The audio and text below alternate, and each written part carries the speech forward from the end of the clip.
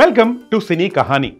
ఒక star super star అవ్వాలంటే, ఇంకా తిరుగులేని స్టార్ అవ్వాలంటే ఏం చెప్తారంటే ఒక హిట్ చాలదు, కనీసం 3 హిట్లు, అది కూడా బ్యాక్ టు బ్యాక్ వస్తే మాత్రం ఇంకా తిరుగులేని స్టార్ అయిపోతారు అని.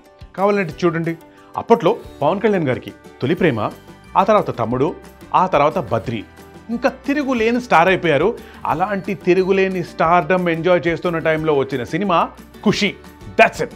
ఇక పవర్ స్టార్కి పవర్ ఫ్యాన్స్ ఆ నెక్స్ట్ 20 ఏళ్ళు అలా ఉంటూనే ఉన్నారు, నాలాంటోళ్ళు మీలాంటోళ్ళు. ఇన్ఫ్యాక్ట్ విజయ్ దేవరకొండ గారు కూడా చూడండి, Pelli Choopulu, Arjun Reddy and Geetha Govindam. That's it, star, తిరుగులేని స్టార్ కదా. అలా 3 సినిమాలు 3 సూపర్ హిట్స్ అయితే ఇక మనకి తిరుగులేదు అన్న ఈ లాజిక్ మాత్రం అర్థమైంది కదా. కానీ నాగార్జున గారికి ఇది జరిగింది ఏది, ఈ 3 హిట్స్ బ్యాక్ టు బ్యాక్ రావటం, 3 హిట్స్ కాదు బ్లాక్ బస్టర్స్ రావటం, ఇండస్ట్రీ హిట్లుగా మారటం, ఇండస్ట్రీని షేక్ చేసేయడం లాంటిది నాగార్జున గారికి జరిగింది ఇప్పుడు కాదు, అప్పట్లో, అది కూడా ఒకే సంవత్సరంలో. That's right. నాగార్జున గారికి golden year of his entire film career అంటే ఆ సంవత్సరం పేరు 1989. ఎందుకంటే నాగార్జున గారి బిగ్గెస్ట్ బ్లాక్ బస్టర్స్ ఆ సంవత్సరంలో వచ్చాయి. మార్చిలో వచ్చిన సినిమా విక్కీ దాదా. అసలు విక్కీ దాదాతో నాగార్జున గారు దేర్ యూ గో అంటూ ఒక యాక్షన్ హీరోగా మనకు కనిపించారు కదా.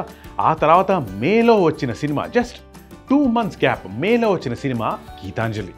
ఇక గీతాంజలి జగడ జామ్ అంటూ అప్పటి నుంచి ఇప్పటి వరకు మనకి మోగిస్తూనే ఉంది. ఆమని పాడవే హాయిగా అని నాగార్జున గారు ఊటీలో అలా షాల్ వేసుకొని మనకి కనిపించిన విజువల్స్ ఇప్పటికీ మన మైండ్లో, మన కళ్ళల్లో మోగుతూనే ఉంటాయి కదా. మార్చ్లో విక్కీ దాదా, మేలో గీతాంజలి అండ్ అక్టోబర్లో వచ్చింది శివ. ఇంకా శివ గురించి మనం ఎంత మాట్లాడినా తక్కువే.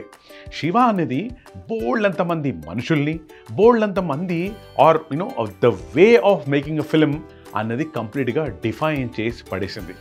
స్టడీ క్యామ్ షాట్లు కానీ, రామ్ గోపాల్ వర్మ గారి డైరెక్షన్ కానీ, లేకపోతే కాస్ట్యూమ్స్ కానీ, కెమెరా వర్క్ కానీ, ఎవ్రీథింగ్ ఆ సినిమా డిఫైన్ చేస్తుంది. ఇన్ఫ్యాక్ట్ అసలు పెద్ద డైలాగులు లాంటివి ఏవీ లేకుండా జస్ట్ అలా పెద్ద కళ్ళతో సైలెంట్గా చూస్తూ ఆ చైన్ లాగడం అన్నది ఇంకా నెక్స్ట్ 20 years వరకు ట్రెండ్ సెట్టింగ్గా మారిపోయింది. అందుకే 1989 అన్న ఇయర్ మాత్రం అక్కినేని నాగార్జున గారికి the best, and Akkineni Nagarjuna గారి ఫ్యాన్స్ అందరికీ ద మోస్ట్ మెమరబుల్ ఇయర్.